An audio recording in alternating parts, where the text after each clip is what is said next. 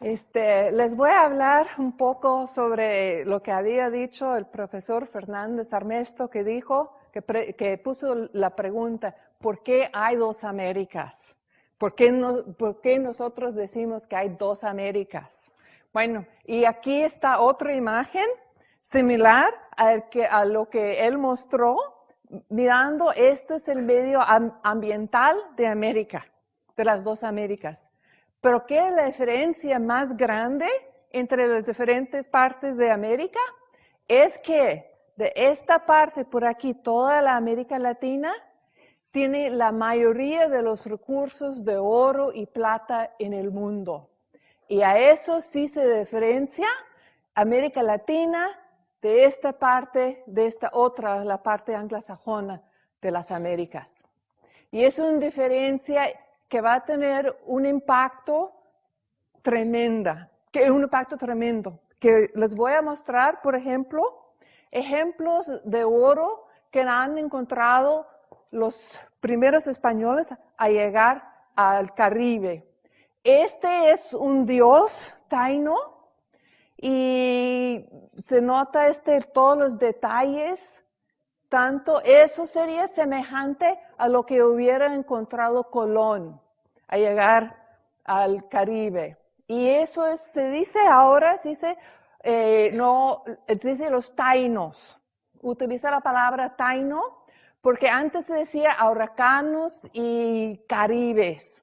Pero los caribes uno nunca sabe si así habían existido, porque siempre decían que los caribes estaban en otra isla. Los caribes, la gente que comían otra gente, vivía lejos, lejos, lejos. Y nadie se había visto en el Caribe a la gente comer a otra gente. Y esa área de los taínos, si se nota, es la área de la primera dominación española en las Américas. Los taínos salieron de esta parte de América Latina, de lo que es ahora Venezuela, Colombia, parte de Amazonas, subieron hasta aquí, poblaron estas islas e inclusive poblaron la Florida. Y de ahí, los guías de Colón y todos los primeros viajes de los españoles a las Américas eran guiados por taínos. Y por eso es que cuando se ve los mapas más famosos de América, las primeras mapas, siempre lo que se ve es la área taína. Y aquí está una mujer taíno. Es la época de ahora, esa foto es de 1997, para que se vea que sí existen indígenas en América Latina, sí existen pueblos indígenas en el Caribe hoy en día. Les voy a hablar de otra cultura que encontraron los españoles y es la cultura moche. Y en la cultura moche, aquí está el Perú dibujado y aquí está el lugar de la gente de la cultura moche, que vivían más o menos en esa época, del siglo 100 hasta 800. Y ese es un ejemplo del arte de este pueblo. Y mira, que son unos camarones, pero mira lo bien dibujado que son. Y esos son hechos anterior al año 800. Y esa es plata por detrás. Aquí están los camarones. Y esto, que hay una apertura aquí pequeña, es para poner el nariz. A mí se me hace que lo iba a ver muy feo. Con esto no puedo imaginar comer con una cosa así. Pero en realidad era una decoración de lujo. Volvemos otra vez al Perú, a diferente parte, que es de la cultura Wari, que no es de la costa, es de los mochi, eso es del Wari, y que esos son del siglo VII al X. Y eso es una cultura guerrero sobre todo. Entonces, eso es una imagen del siglo VII de un guerrero Wari.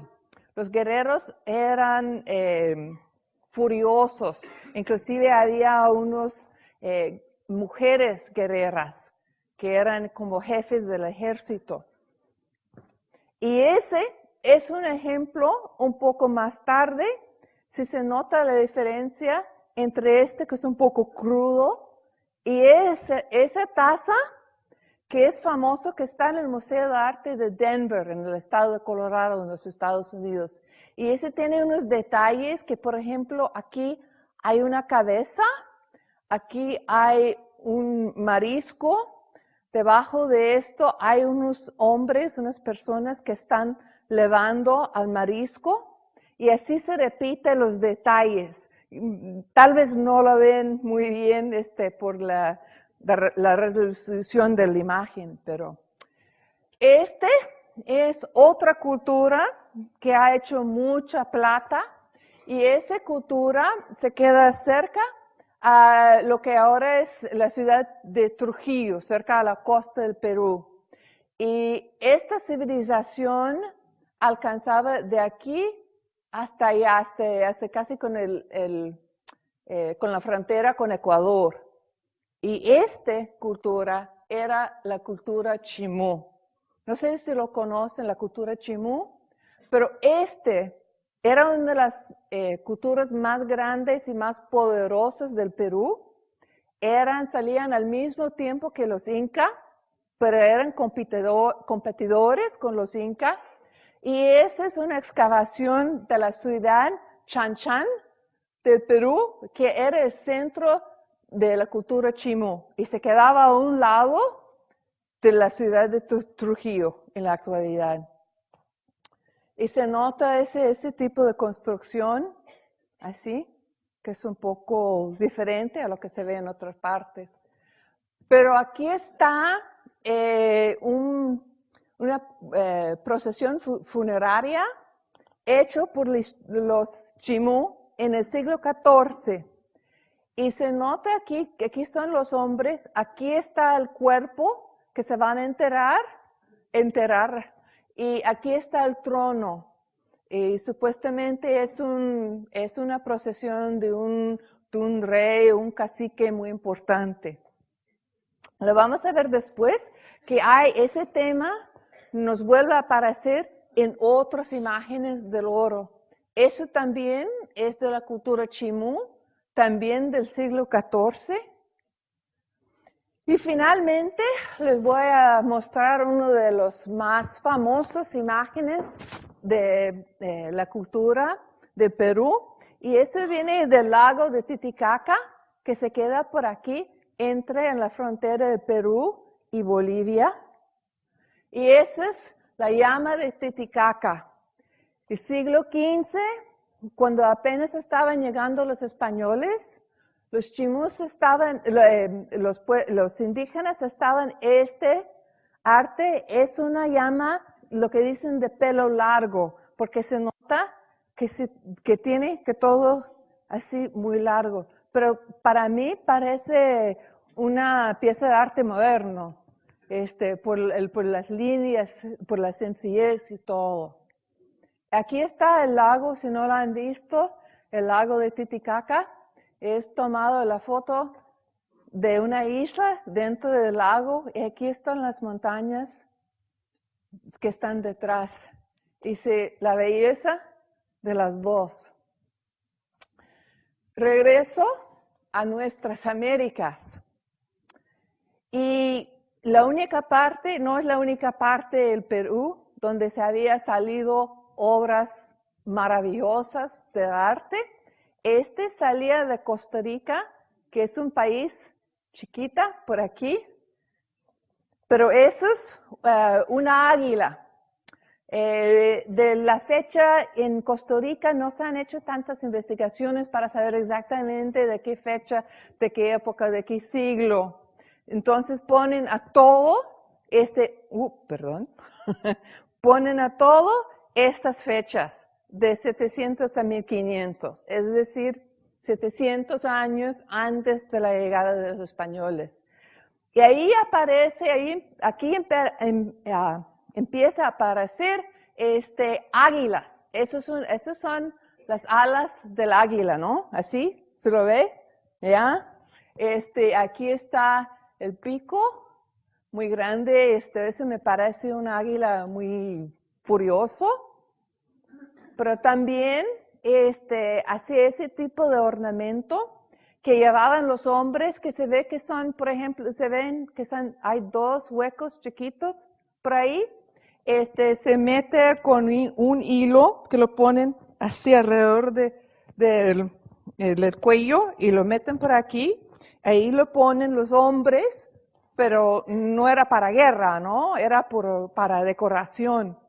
Pero un ornamento que se llevaban los hombres así de clase alta para mostrar su posición. Es de puro oro y también como es de Costa Rica, solamente tenemos los datos, las fechas de 700 a 1500. Y esto parece que la cara es una cara, se dice que es una cara humana, aunque hay un dicho que dice que el oro era las lluvias del sol y que la plata era las lluvias de la luna. Entonces, para mí, eso parece más la cara del sol que la cara humana. Aquí hay otro tema que también vemos mucho en Centroamérica, que es una rana. Y eso también lo cuelga. Aquí está, no lo ve porque es de frente, no de lado, pero también se pone un hilo por aquí, ¿no? Y lo cuelgan así también en el pecho. Eso es un tipo de collar. Y de Costa Rica también en esas fechas. Y luego llegamos al último, a México. Y otra vez el águila. No sé si ustedes conocen toda esa historia. Es la historia de la fundación de México y sobre todo de la Ciudad de México. Que dijeron que había una leyenda que decía que los aztecas iban a saber dónde iban a poner su ciudad. Que lo van a reconocer por medio de esto. Que iba a haber una águila con un serpiente en la boca, que la águila iba a ser metido en un solo pie, el pie iba a estar sobre un nopal, un cactus, y el cactus iba a estar dentro de una isla, y la isla iba a ser dentro de un lago. Y así es el capital de México. Era una isla dentro de un lago y supuestamente al llegar ahí los aztecas vieron el águila con la culebra y el nopal y ya vieron que ese era el lugar donde se iban a poner. Y eso, hoy en día, yo lo saqué del sitio del gobierno del Estado de México, ese sello del Estado de México hoy en día. A los mexicanos también les gustaban los collares. Y ese es un collar muy famoso de México, hecho de oro y turquesa. Y lo que está aquí en medio es una cara de una diosa. No se sabe exactamente qué diosa era, pero me gusta esa diosa porque trae aretes. A mí me gustan mucho los aretes. Y entonces, por eso es que los mostré eso en vez de otro collar. Esto también muy popular en México y se nota que ese es un tema también que se encontraba en el arte de Costa Rica también, son las ranas. Y es un collar de ranas que se iban a ir así juntados por aquí, por estas partes. ¿Sí? Y eso también es de México y todo eso anterior a la llegada de los españoles. Y al fin de cuentas, vamos a llegar a la leyenda de oro más famoso de toda América Latina y más famoso inclusive en el mundo entero. Todo el mundo sabe de El Dorado, la leyenda de El Dorado. Pero El Dorado es una persona, El Dorado, el hombre dorado. Y la leyenda en realidad empezaba en Colombia, que este país por aquí, ese es Colombia, el país, y esa es la área, el pueblo se llama Música, donde estaban, que tenía esas gentes, eran los que tenían la leyenda del Dorado. Y aquí está la imagen más famosa de El Dorado. Y aquí está, este es un cacique de los Muisca. Aquí están sus sirvientes y están en un lago que se llama Guatavita. Y Guatavita está en mitad de este lugar, es por aquí. Es un lago, era un volcán anteriormente. Y cada año este jefe se cubría de como una cera y luego por encima sus sirvientes le echaban oro en polvo. Y por eso les decía que era el hombre dorado. Y cada año, al principio de año, se metió en el barco, se fueron al lago, del lago Guatavita, y el hombre se hundió en el agua y le quitaba todo el oro en polvo que tenía sobre su cuerpo. Y eso significaba que los dioses le habían aceptado como cacique, como jefe de tribu para el siguiente año. Y la idea, y también echaron otras ofrendas, ¿no? de oro dentro del lago. Pero de ahí sale, esa es la leyenda original del Dorado. Y hay mucha gente en muchas otras partes del mundo que siguen buscando por El Dorado, porque El Dorado ya ha venido a ser una idea de un lugar ideal donde hay cantidades de dinero. Y todo el mundo ha invertido millones de dólares tratando de excavar al lago de Guatavita, pero es de 3,000 metros. Y entonces se han invertido millones de dólares. Aún hoy en día hay una compañía alemana que está tratando de buscar el oro que está hundido, metido en el lago de Guatavita, hoy en día. Esto es obviamente mucho más bonito del otro tipo de oro y plata que se llevaba de América Latina. No siempre nos ponemos atención a ese tipo de oro elaborado por los indígenas porque tienen una belleza, una gracia increíble. Pero la realidad es que durante los primeros 60 años de la dominación española en América, solo llevaban a España 8 toneladas de oro. 8 toneladas. Eso sí se parece que es mucho. Pero los romanos estaban sacando 8 toneladas de oro al año para el apoyo de su imperio. 8 toneladas al año. Y lo estaban haciendo con prisioneros, con mano de obra esclava. Pues eso era frutos de guerra, ¿no? Lo estaban sacando de los indígenas porque así vivían los guerreros, ¿no? Los guerreros siempre vivían de lo que se podían en esa época. Todos los guerreros europeos vivían de lo que se podían sacar de los pueblos que habían conquistado.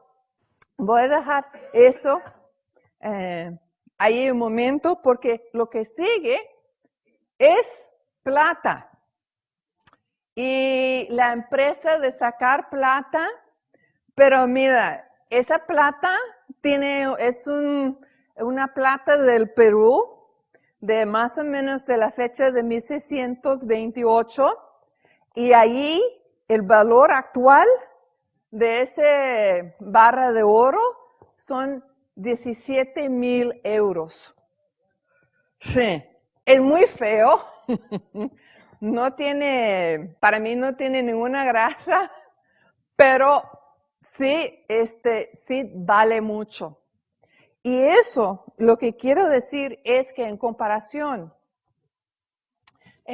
con los primeros años, donde estaban sacando, de que todo el mundo habla, ¿no? Del saqueo de los objetos de los indígenas, en realidad no era tanto como los españoles se habían sacado después.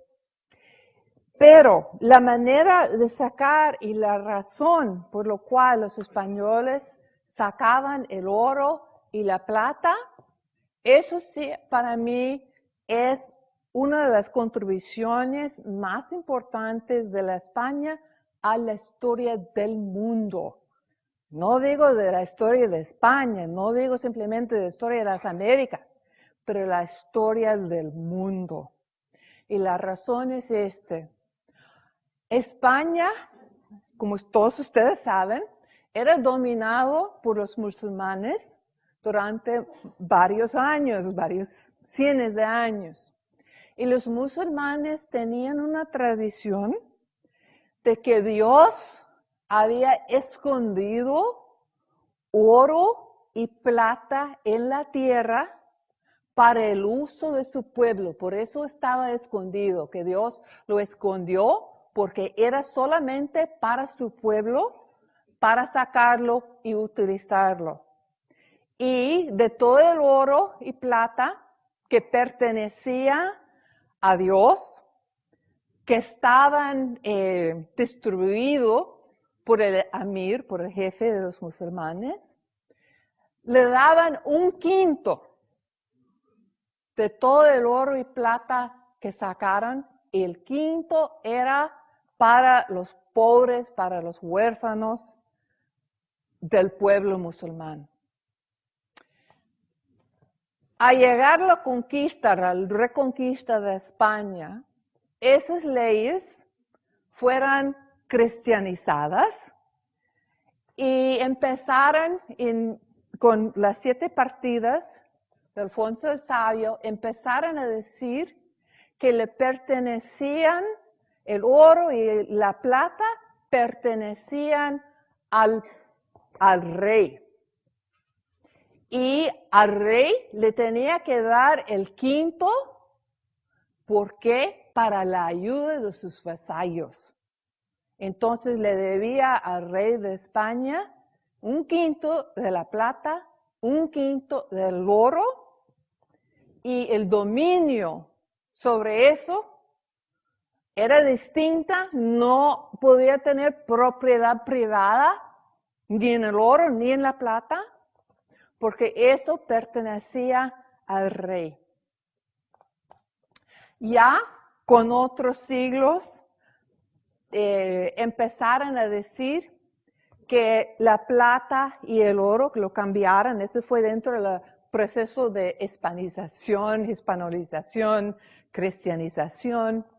Empezaron a decir que el oro y la plata estaba escondido, pero de eso era propietario no el rey, sino el pueblo español.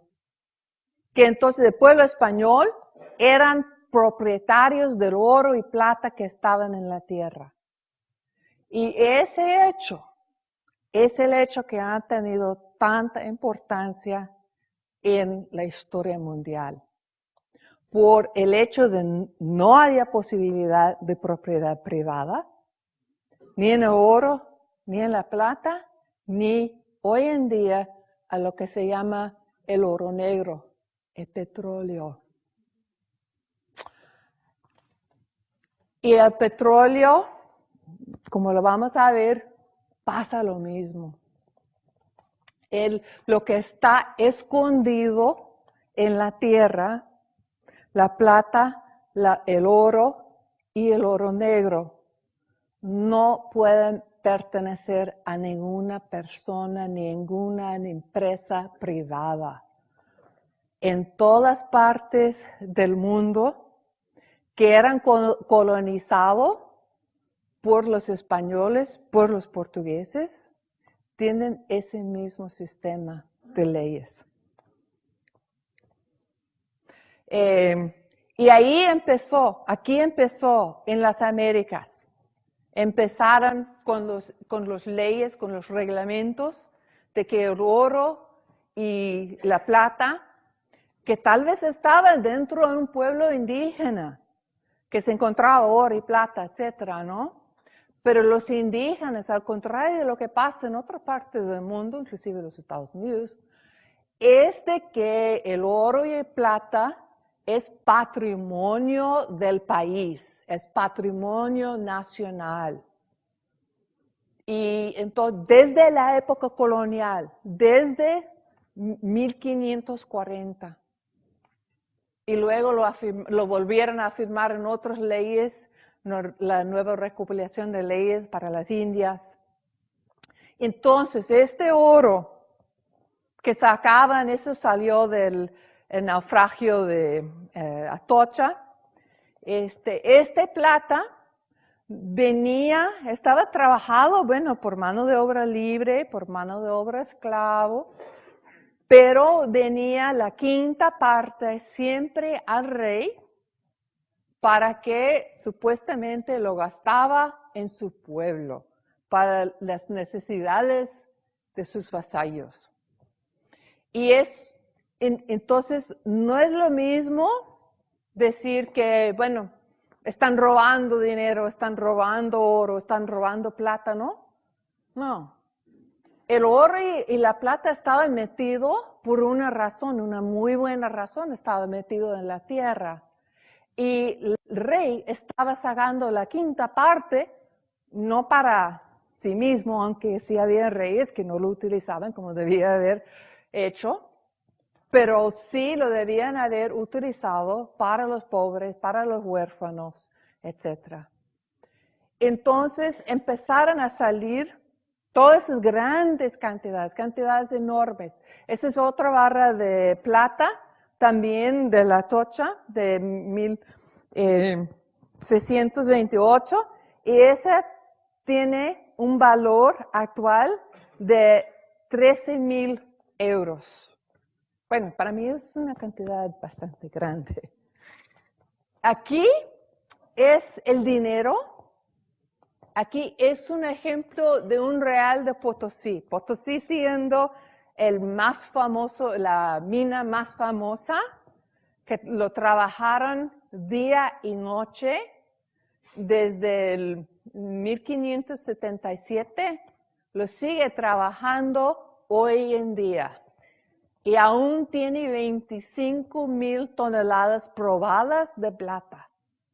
Imagínense, una mina que lo han estado trabajando día y noche desde finales del siglo XVI y lo sigue sacando plata. Es plata de Potosí. Es de muy buena calidad, muy alta calidad. Y aquí están dos ejemplos de reales de Potosí. Que salieron de un naufragio y por eso se le nota el daño, por ejemplo, oxidación que ha pasado por aquí, por aquí. Y eso es como hicieran las monedas en la Casa de Monedas de Lima. Aquí es el jefe, es el español. Aquí está el primer indígena. Y él lo que está haciendo es sacando la plata y haciéndolo plano, ¿sí? De lo plano que están aquí. Y este muchacho le está poniendo en pedazos. Y este último, se ve aquí las monedas, esos son los reales. Él tiene una máquina, ¿no?, para imprimir el sello que se habían visto en los reales. tenía un sello y lo estaban poniendo así. Ahí está la caja con los reales de Potosí, que estaban acuñados en México. Y hay diferentes diseños, así se puede conocer qué tipo de plata de qué época venía, sobre todo en Sudamérica. En Sudamérica, es decir, que en Lima, en Potosí y luego en otros lugares donde había casas de monedas, el primer diseño de real era lo que se llamaba una cruz griega, que es así sencilla. Es la cruz griega y se nota desde luego Castilla y León. Y eso lo utilizaban de 1571 hasta mediados del siglo XVII, cuando cambiaron el diseño para un diseño que me gusta mucho más, que es la cruz de Jerusalén. Y eso lo utilizaron desde mediados del siglo XVII hasta casi final del siglo XVIII. Y esta cruz tiene esas barras aquí. Tiene lo mismo el León, Castilla, pero la única diferencia es aquí, en la cruz. Y quería mostrarles el tamaño. Esos son hechos como joyas, ¿no? Aquí. Y es un dime norteamericano, de lo cual traje uno. Y esa es una moneda, es un euro, son 2 centavos. 2 centavos de euro. Y son más o menos, ¿lo pueden ver? Más o menos el tamaño. Si van en sus bolsillos y sacan una moneda de 2 centavos, si es que lo tiene, entonces va a ver el tamaño, más o menos, de las monedas, de los reales de plata, así de chiquita.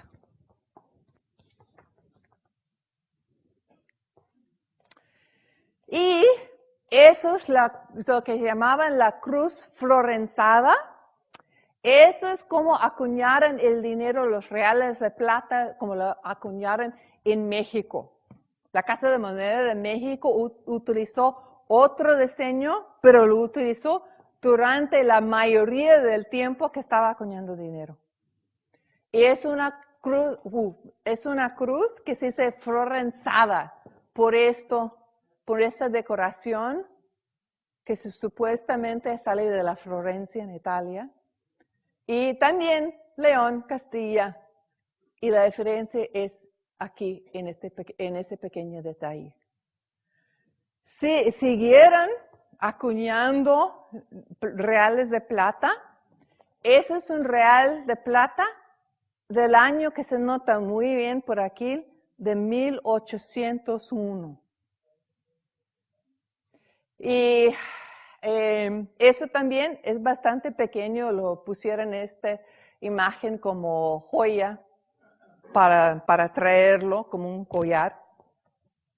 Pero esos reales de plata, no eran simplemente los reales de plata que lo estaban utilizando en España y Sudamérica, etc. No. Esos reales eran las monedas del mundo entero. Estaban en las Filipinas, estaban en China, estaban en lo que nosotros llamamos Indonesia. El dinero común era el real de Latinoamérica, real de plata. Y aquí yo lo utilicé porque eso sale, lo llamaban, es un real de plata que era el dinero que utilizaban en Australia durante las primeras décadas. La llegada de los ingleses a Australia en 1788 y en esa época, 1816, ¿qué era la moneda que utilizaban más en Australia al principio de su civilización? Lo que llamaban un dólar, pero que en real era un real que salía de América Latina. Y aquí, si se nota dónde está este supuesto dólar real, está dentro de la biblioteca. Esa es la biblioteca más antigua de Australia. Es la biblioteca del estado de New South Wales. New South Wales es la provincia donde llegaron los primeros ingleses y lo llegaron con sus bolsillos llenos de reales de Potosí y de México. Es decir, que la España no es, esta historia no es una historia nacional, es una historia internacional. Y al fin de cuentas llegamos al oro negro. Ese es un diseño, obviamente, de un museo, salió de un museo, pero no sé si lo dicen, en los Estados Unidos sí se dicen oro negro, no sé si lo utiliza aquí también, ¿sí o no?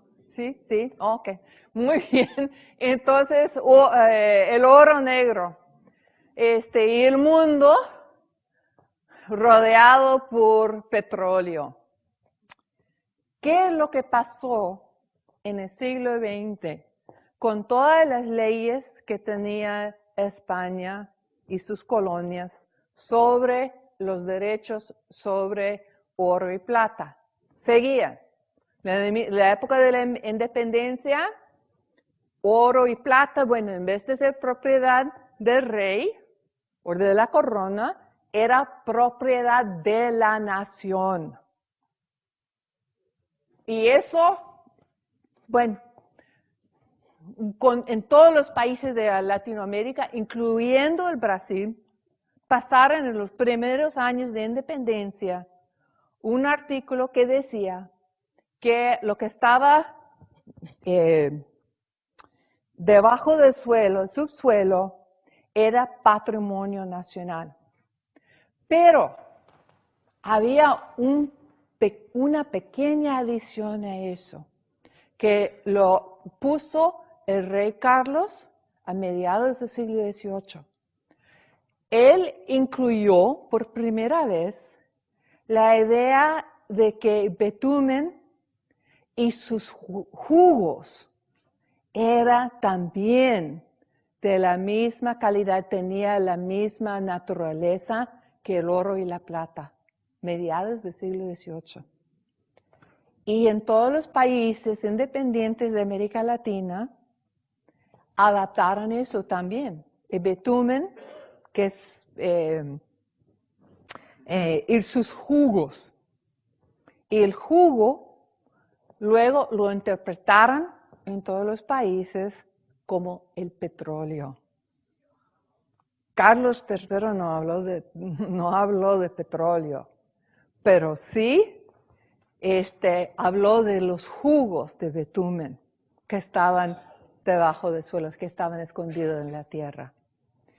Y en casi todos los países de América Latina había una época, en general, finales del siglo XIX, en México fue entre 1888 y 1917, que fue la Revolución Mexicana,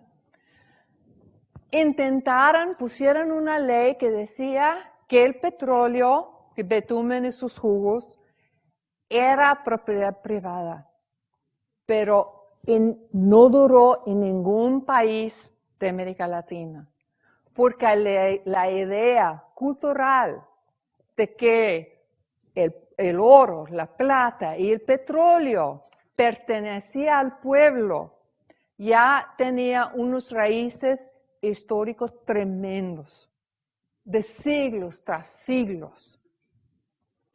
Y todos ustedes conocen OPEC, ¿no? Lo que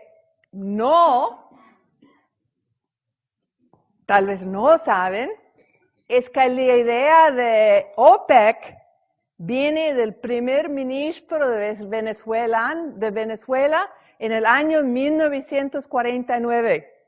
Imagínense, si no hubiera por esa ley española, no existiría el OPEC. Hoy en día, lo tiene la culpa los venezolanos. Y bueno, obviamente es la bandera de Venezuela, es el territorio de Venezuela. Y él trató con otra gente, y esa es la primera reunión. Yo creo que los hombres son muy mal vestidos, ¿no? Yo creo que eso cuando lo vi, mira, aquí. Los 60, ¿no? Bien olvidados.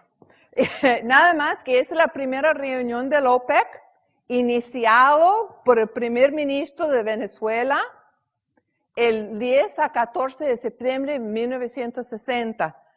Asistieron los países Irán, Irak, Kuwait, Saudi Arabia y, desde luego, Venezuela. Miembros de la OPEC actual en América Latina, pues sigue siendo Venezuela desde siempre. Ecuador, desde el descubrimiento de yacimientos de petróleo en 1972, se juntó a OPEC y empezaron producción en 1973. Y la razón por la cual se podía juntar esos países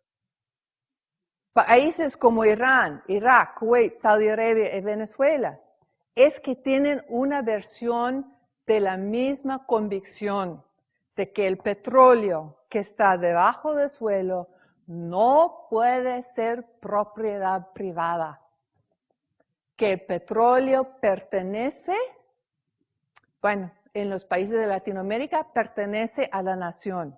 En los países de Saudi Arabia sigue perteneciendo al emir, que es el equivalente más o menos al rey. Pero tienen el mismo forma de control, que todo el control, que todas las decisiones sobre quién puede explotar el petróleo vienen del gobierno. El gobierno es el único porque el gobierno, a nombre del pueblo, es el único que puede decir cuáles compañías pueden explotar el petróleo en el país. Pero las compañías, las grandes compañías, Exxon, Chevron, etcétera, no tienen dominio, no tienen propiedad privada. Aunque en una época lo trataron de hacer, pero no. Eso no daba resultado. Porque siguen creciendo que estos oro, plata y oro negro son propiedad de la gente o del jefe del país. Es una pequeña parte, se nota que la producción mundial, 4.4% sale de esos dos países, de lo cual 3.7% sale de Venezuela.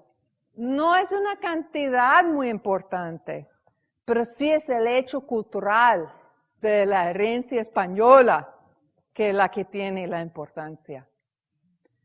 Y se nota que aquí están los países invitados recientemente que no han aceptado las invitaciones, pero han sido invitados por el OPEC. Y mira, Bolivia, Brasil y México, todos países de América Latina que son de ascendencia española o portuguesa.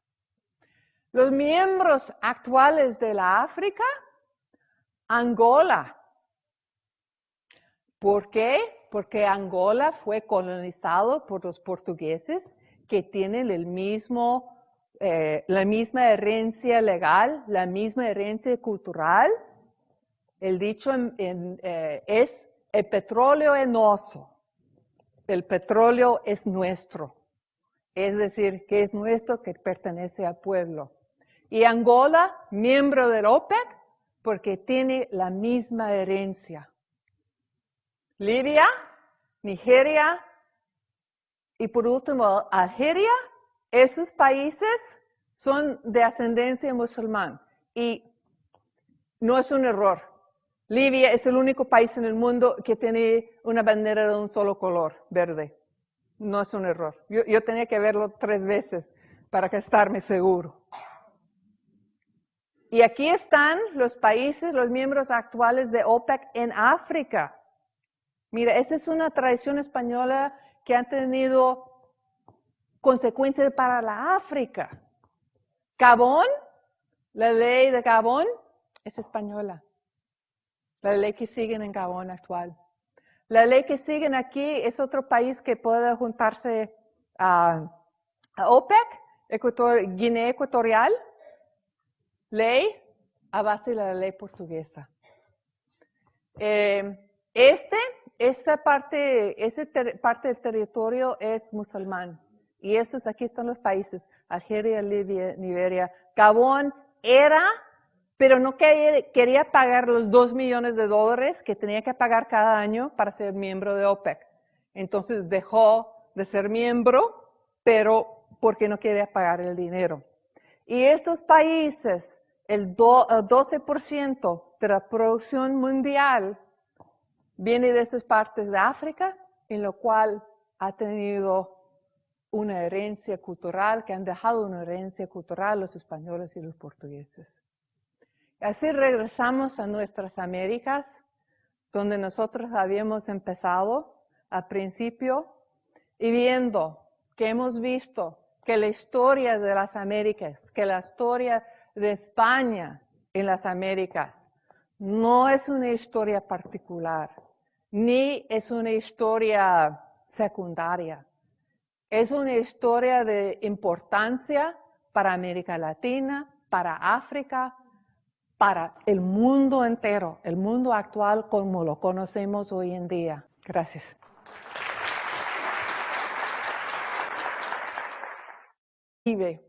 Este es un dios taíno y se nota todos los detalles.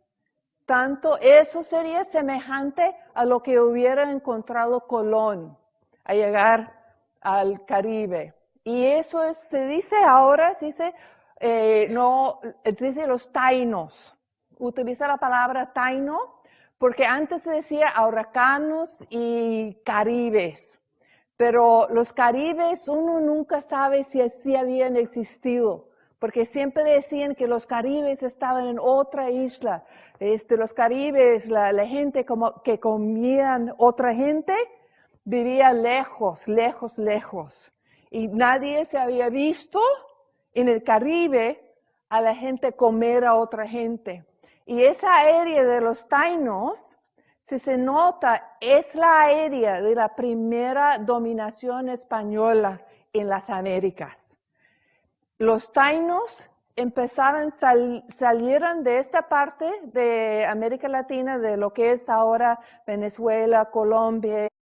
Les voy a hablar un poco sobre lo que había dicho el profesor Fernández Armesto, que dijo, que puso la pregunta, ¿por qué hay dos Américas?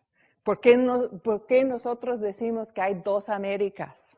Bueno, y aquí está otra imagen similar a lo que él mostró, mirando, esto es el medio ambiental de América, de las dos Américas. Pero ¿qué es la diferencia más grande entre las diferentes partes de América?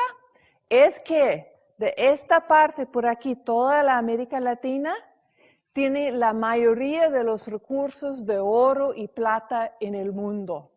Y a eso sí se diferencia América Latina de esta parte, de esta otra, la parte anglosajona de las Américas. Y es una diferencia que va a tener un impacto tremendo, que les voy a mostrar, por ejemplo, ejemplos de oro que han encontrado los primeros españoles a llegar al Caribe, que vivían más o menos en esa época, del siglo 100 hasta 800. Y ese es un ejemplo del arte de este pueblo. Y mira, que son unos camarones, pero mira lo bien dibujado que son. Y esos son hechos anterior al año 800. Y esa es plata por detrás. Aquí están los camarones. Y esto, que hay una apertura aquí pequeña, es para poner el nariz. A mí se me hace que lo iba a ver muy feo. Con esto no puedo imaginar comer con una cosa así, pero en realidad era una decoración de lujo. Volvemos otra vez al Perú, a diferente parte, que es de la cultura Wari, que no es de la costa, es de los Mochi, eso es del Wari, y que esos son del siglo VII al X. Y eso es una cultura guerrero sobre todo. Entonces, eso es una imagen del siglo VII de un guerrero Wari. Los guerreros eran furiosos, inclusive había unos mujeres guerreras que eran como jefes del ejército. Y ese es un ejemplo un poco más tarde, si se nota la diferencia entre que es un poco crudo, y esa taza que es famoso, que está en el Museo de Arte de Denver, en el estado de Colorado, en los Estados Unidos. Y ese tiene unos detalles que, por ejemplo, aquí hay una cabeza, aquí hay un marisco, debajo de esto hay unos hombres, unas personas que están levando al marisco, y así se repiten los detalles. Tal vez no lo ven muy bien por la resolución de la imagen, pero es otra cultura, en parte de Amazonas, subieron hasta aquí, poblaron estas islas e inclusive poblaron la Florida. Y de ahí, los guías de Colón y todos los primeros viajes de los españoles a las Américas eran guiados por taínos. Y por eso es que cuando se ve los mapas más famosos de América, las primeras mapas, siempre lo que se ve es la área taína. Y aquí está una mujer taíno. Es la época de ahora, esa foto es de 1997, para que se vea que sí existen indígenas en América Latina, sí existen pueblos indígenas en el Caribe hoy en día. Les voy a hablar de otra cultura que encontraron los españoles, y es la cultura moche. Y en la cultura moche, aquí está el Perú dibujado, y aquí está el lugar de la gente de la cultura moche, que eran